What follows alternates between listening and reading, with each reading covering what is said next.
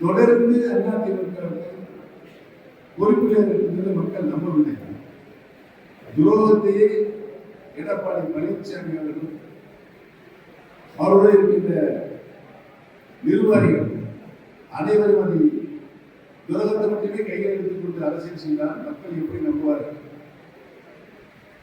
பழனிசாமி அவர்கள் நம்பிக்கையில்லா தீர்மானம் கொண்டு வந்தார். அந்த நம்பிக்கையில்லா தீர்மானத்தை நான் ஆதரித்து பழனிசாமிக்கு ஆதரவு தெரிவிக்கவில்லை என்றால் அன்றைக்கு அந்த ஆட்சி போயிருந்தது.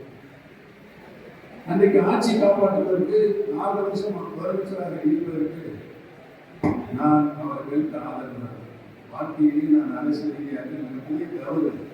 பழனிசாமி அந்த நம்பிக்கை ஊட்டத்தில் ஆதரித்த தவறுதான் இன்றைக்கு மிகப்பெரிய தீர்க்காக ஒரு தீய சக்தியாக பழனிசாமி அரசியல் இருக்கக்கூடிய ஒரு சூழல் இருக்கிறது.